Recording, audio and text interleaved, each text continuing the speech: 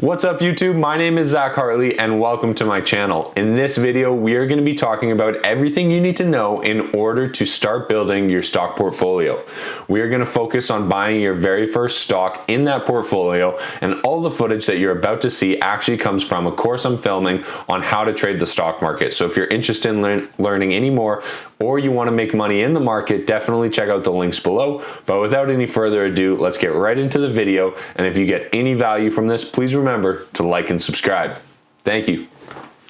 Building your portfolio. In this video, we're going to focus on a long-term portfolio, one that is basically meant to start you out, build over time, pay for your retirement, pay for a little bit of income throughout the way, and basically be that giant cash save that you need to in case anything ever goes wrong. So building your long-term portfolio, that's what we're talking about today. The goal here is steady growth through dividends or capital gains over 20, 30, 40 years. We are looking to generate a diversified holdings, meaning we want to build a portfolio that has companies in it from different industries so that if one industry is negatively impacted, it doesn't affect our entire portfolio.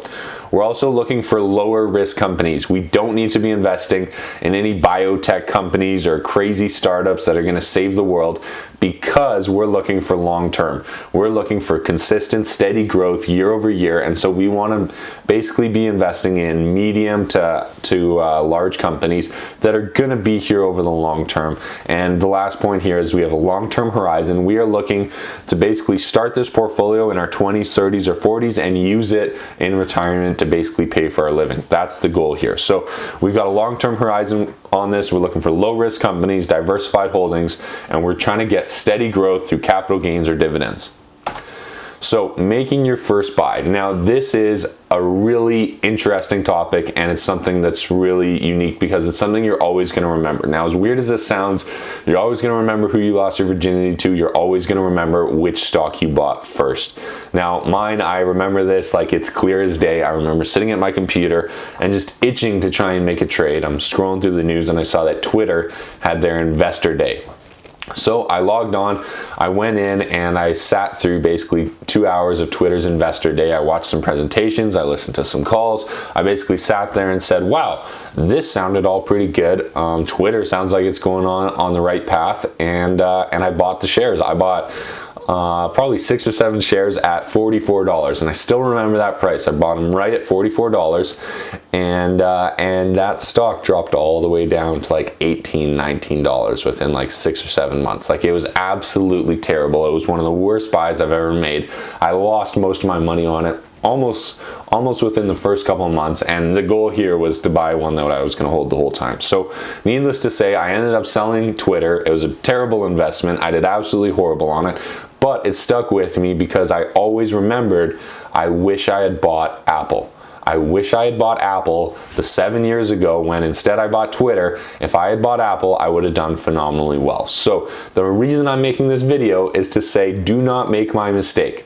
I got in, I didn't do any research. I sat through some stupid presentation that I thought, oh wow, this company sounds good, and I made a trade because I wanted to make a trade, not because it was the right investment. So I'm coming to you and saying, do not make that mistake. Buy a stock that meets this criteria. Basically, buy a stock that you would be proud to pass on to your kid. So buy something that you know is going to be here for a while and that you are proud to hold. If it's Apple, if it's Disney, you grew up with Disney shows, your kids are probably going to grow up with Disney shows. That would be a great company and a stock to buy that you can pass on to your kids. Same thing with Apple, same thing with maybe Ford Motor Company.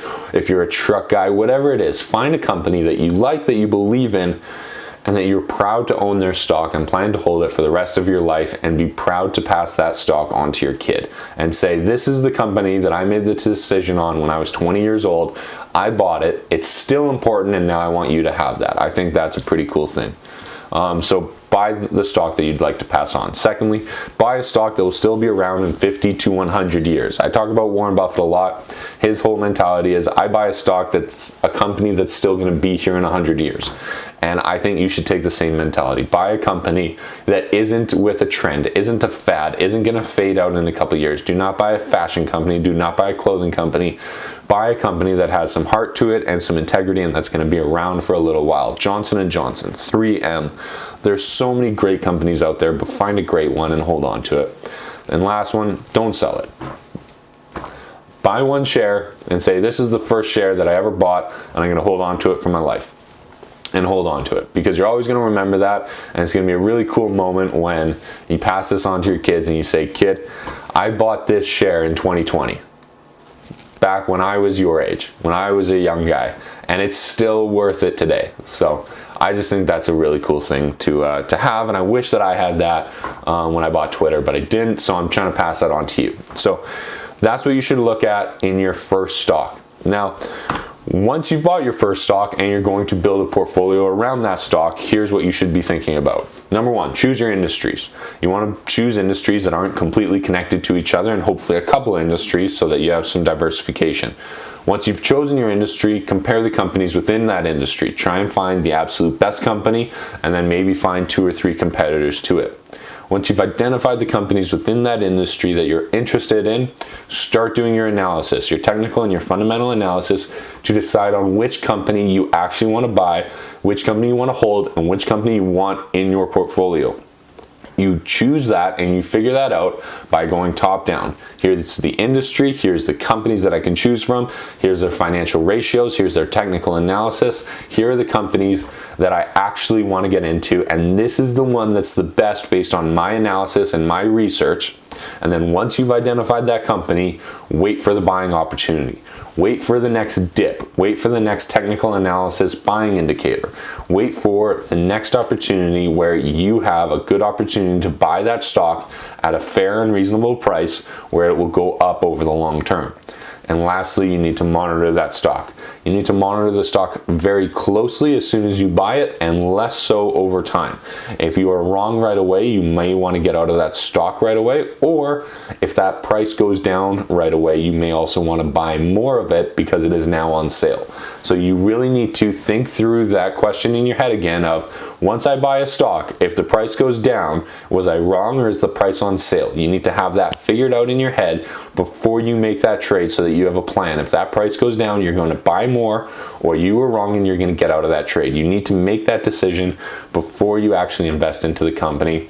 And if you are planning for a long-term return, trying to build a diversified portfolio, and you see value at the company at a certain price and the price drops, you should almost always be buying more. Unless there's a fundamental change in the business model or the structure around what's happening, you need to be thinking about it as in, this is a good company at this price, now it's at a lower price and nothing has changed, I should probably buy more of it. That's how you want to think about these different trades, unless you were just completely wrong. You need to decide that in your head. So this is what you would look at when you're building your portfolio. You've got your first stock, then you're going to go through these steps. So choose your industry, compare the companies, select your companies, wait for the buying opportunity, and then monitor that stock extremely closely once you bought it, and less so over time once you're more comfortable with how it is performing within your portfolio. All right, so I'm going to go through these exact steps that I just outlined to you now. So choose the industry. For me, I'm going to choose technology. It's an industry that I know very well, that I'm very comfortable with, that I understand what's going on, and I like the dynamics. So I'm going to start with technology. The companies that I'm going to look at when building my portfolio and choosing the technology industry are Apple, Amazon, Google, and Microsoft. Those are the 4 major companies. They're all what I would consider some of the best in their industry, and they all have amazing potential over the long term. I'm going to choose 1 or 2 of these 4 companies to cover the technology industry within my portfolio. Now, selecting the companies, I'm going to compare these 4 companies. I'm going to compare their profitability ratios, their liquidity ratios, and how well they're performing in general based on the financial situation. I'm also going to compare their technical analysis charts to figure out which ones I like the best. Now, once I've done that analysis and I've said, okay, Apple and Google have the best ratios, their charts look pretty easy to understand as well, I'm going to choose those 2 companies. I now want to have Apple and Google inside of my portfolio under the technology industry. I'm not going to invest in Microsoft or Amazon. I'm just going to choose Apple and Google for my portfolio, because I don't want to overweight my portfolio in all technology stocks. I just want to have 2 technology and maybe a couple other industries with 2 stocks in them each. Depends on how you want to set up your portfolio and how much diversification you want. A general rule of thumb though is that diversification will not do anything for you over and above 20 to 25 stocks in different industries. If you have a portfolio that has 20 to 25 stocks in fairly spread out industries, diversification will not do a whole lot more for you. It's basically one of those things of diminishing returns. The more work you do, the less you get out of it. So instead of owning 3 companies all in the same industry, if you could own 3 companies in different industries, that would be the greatest advantage. And then the more and more you add to that, the return gets lower and lower. So I just wanted to add that in there. So you select your companies, Apple and Google. Those are the companies I want to get into, and then I'm going to go into the technical analysis because it will give me short-term buy and sell opportunities. So I'm going to go to stockcharts.com, TradingView, whatever platform you want to use to trade your stocks, and I'm going to consistently monitor Apple and Google. I'm going to either wait for a dip or wait for the technical indicators to show me buy signals based on price action movement. I'm going to specifically focus on price as well as the technical indicators on Apple and Google to identify the best buying opportunity over the next several days, weeks, or months. I could wait months to get into Apple or Google, especially if it's overbought right now. I could wait months to get back into that dip, or there could be a great opportunity coming up right away. So once I've identified Apple and Google, I want to wait that out. I want to consistently monitor those stocks and look for that buying opportunity, and then I want to make that buy. And the last step is to monitor those stocks, to follow them and say, is that price going down since I bought them, and am I wrong, or do I want to buy more? And if that price is going up, you need to sit back and enjoy your trade because you just executed your plan perfectly. You went through the entire strategy and you're starting to build your diversified portfolio. So congratulations.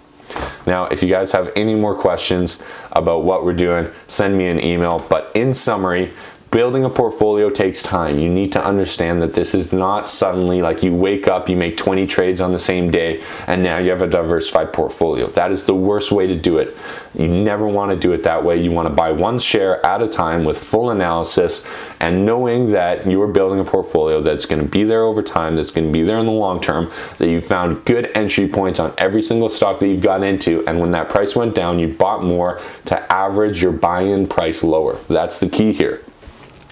But it's going to take time. It's not going to happen overnight. You're not going to suddenly just wake up with a diversified portfolio, and you're not going to be able to get it by just making 20 trades in a day. You need to put in the time, put in the effort, do the research, and build a proper portfolio that works for you. And secondly, you need to be patient. Like I said, you cannot sit down at your computer and just build yourself a diversified portfolio in a day. This takes time, this takes patience, and this takes you waiting to identify the opportunities.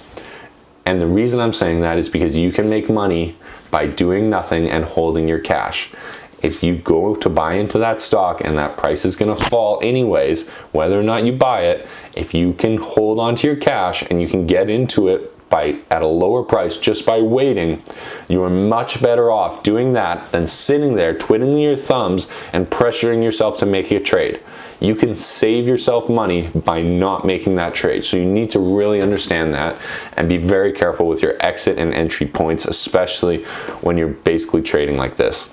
Lastly is remember your time frame. You're looking to trade over 10, 20, 30, 40 years with this portfolio. You're trying to build a portfolio that's going to last you into retirement. Remember, there's no rush. You don't need to get into Apple today. You don't need to get into these stocks tomorrow. You've got time, but you need to put in the work. You need to do the research. You need to really understand what's happening here, and you need to put in the effort. So if you guys have any questions, please send me an email. Remember to like this video, write a review, or write a comment below, whatever it is. Please help me out. I sincerely appreciate it. And if you get anything out of this video, please show some support. Thank you.